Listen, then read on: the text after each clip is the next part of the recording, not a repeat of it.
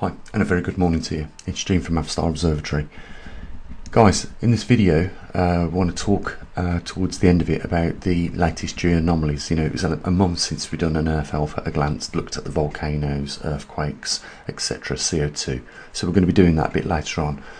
But I think it was worth mentioning, I've put a new pin on Google Earth in conjunction with the magnetic North Pole migrating, as you can see. It's been called NASA, ESA and NOAA.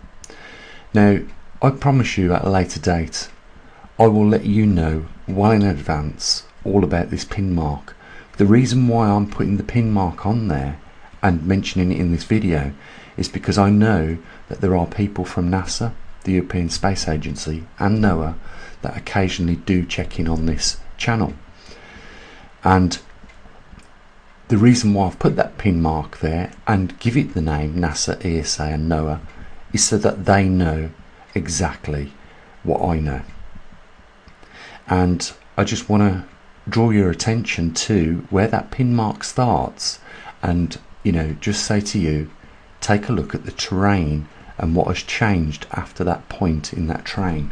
Now, that pin mark is 843 miles away from the 40-degree mark, and there's a reason why I've put that pin mark there. If NASA are tracking the magnetic North Pole and they know exactly what I know, they will know why I put the pin mark there, and they will also know that there is no coincidence that after that pin mark the terrain looks like that. And now I'll just quickly show you. I know sometimes these videos are slightly out of link, but I'll just stop the video here and then restart it so that we're not losing you know, the speed on the video with the audio. So I'll do that now. So we're looking at the new pin mark that I've entered, and now I'm just going to show you where the magnetic North Pole is tracking to right now. And now you can see it there, so not too far away. But look at the terrain after the pin mark. Look what's happened to that terrain. It's all mountainous, it's all crumpled up. Now I'll just show you where that new pin mark that I've called NASA, ESA and NOAA is in conjunction to the 40-degree mark. You can see that the terrain is not mountainous until that point of the pin mark.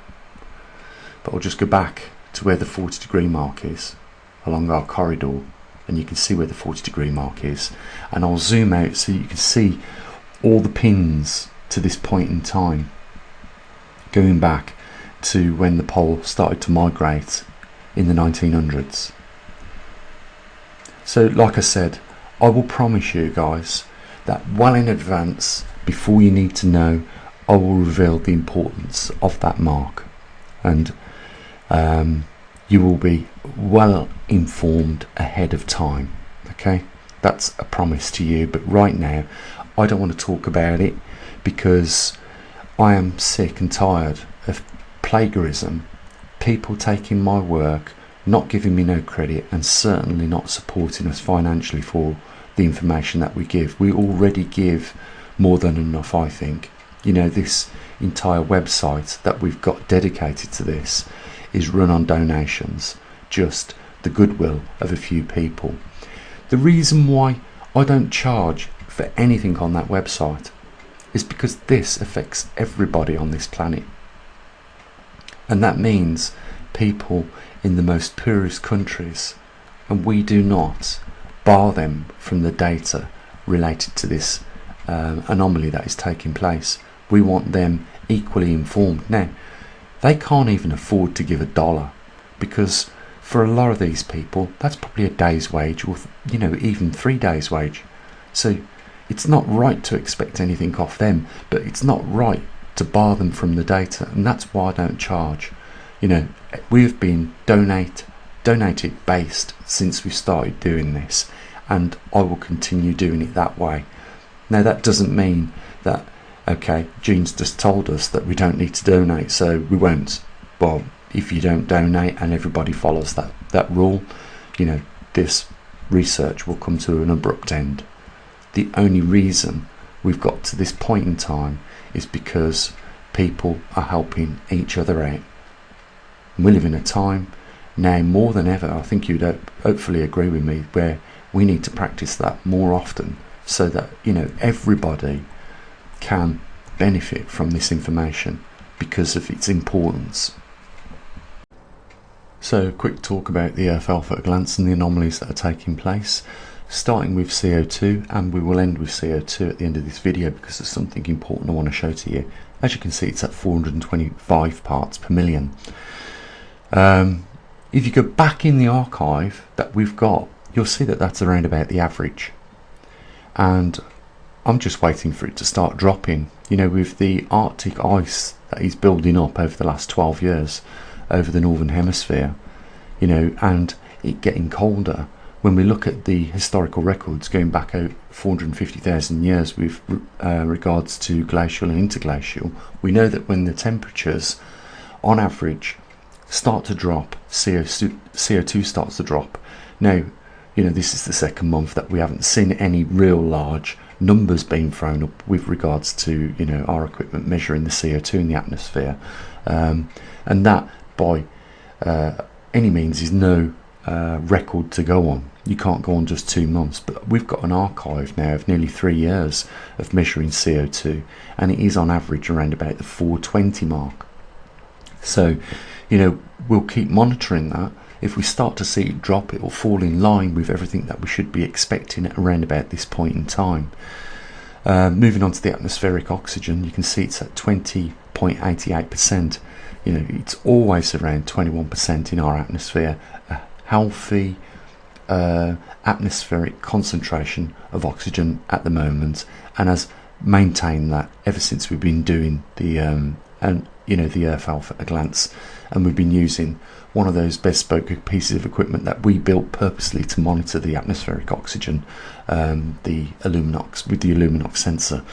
The reason why we measure the oxygen is because some people are concerned. You know, years and years ago, we used to measure atmospheric concentrations of oxygen with a graduated test tube, a little bit of iron filings and a mild acid over a bath of water, and it would, as the atmosphere in the tube consumed the oxygen with the reaction with the metal, it would draw or cause a vacuum to lift up the water to around about 21 mils, which was an indication of how much oxygen was in the atmosphere, because we'd consumed all the oxygen in the test tube. That's the way of doing it in a laboratory without electronics, but we've got electronics these days and they're very good. The Illuminox sensor is used in aircraft applications, so you know, that just tells you how good it is.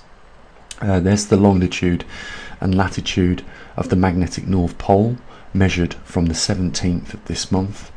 Radiation background is slightly up, only by 2, but then that falls in line with the muon readings that we've got this week.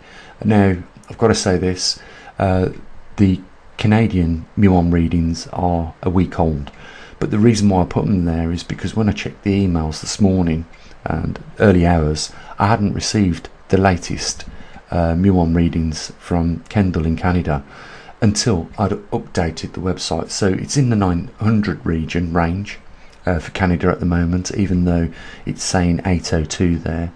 UK 536 per metre per hour, as you can see. The latest earthquake is 6.4 within the last 24 hours, 12 kilometres east of Dolores, the Philippines. We've got the volcanoes in eruption there at 26 that are currently in eruption globally, and the sunspot numbers is at 5 at the moment.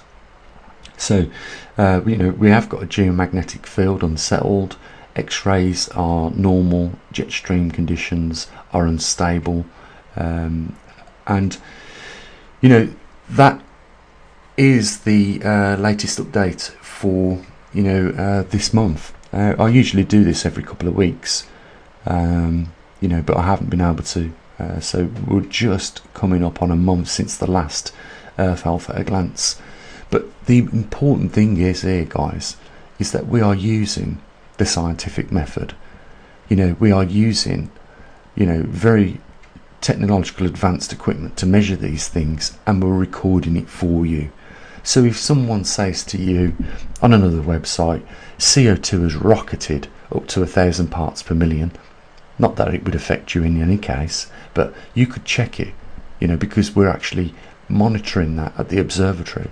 Same with the oxygen. If they said the oxygen levels were dropping rapidly, you could come over here and check it, and you could check it on 3 years archives. The other thing to mention is if you go back to when we first started measuring the geomagnetic North Pole positions, you'll see that at the moment the longitude is at 116 degrees. I won't go into all the other grid references after that point, but if we just go back to the very first one of these that we did a few years ago, you'll see it's at 125 degrees. And if you just scroll up through the archive, you'll see that number dropping from 125 degrees to what it is currently. Well, you would expect that, because that is the longitudinal degrees decaying over time, and it's decaying in an easterly direction, which is an indication that what we're doing is right, we're doing it correctly. You know, we know it's decaying easterly, and it shows it on the archive. So that's the Earth Alpha at a glance for this month. I'll be back next week, and I'll make sure I've updated Kendall's muon readings on the next one, but he's very likely going to drop the next one in anyway over the next week for us, along with his magnetometer readings. And on that note, I've added his last 2 magnetometer readings to the website. All our data is on the website. I'm just going to quickly go over there so you can see what we cover on there, and quickly talk about this. You know, the media hasn't said a word about this. We're looking at a 10-year trend of Arctic ice increasing, and it's increased 2 million square kilometres in those 10 years. It's not like Al Gore said that by 2015, was it, the Earth would have no ice in the northern hemisphere, we would lose and make extinct polar bears. It's far from it. You know, we have ice rebounded to the scale that would cover most of the European countries, the UK and Ireland. That's to give you an idea of the scale of ice that has rebounded in those 10 years. Now, if you follow me, you know that we are at the end of the scale on the interglacial and glacial periods going back over 450,000 years. We are, without a doubt, no scientific organisation or no scientist with a straight face could argue this. We are, without a doubt, returning back to a glacial period. Again, likewise for the magnetic pole reversal, it is 100% accepted. You know, it is likewise for the grand solar minimum. You know, the decaying over the last nearly 40 years of the solar output. All of these things will reduce, you know, the radiation received on this planet. They all have something in common. They all affect the radiation, and the media are in complete darkness on this topic, and I'll tell you why. Because it doesn't fit their agenda.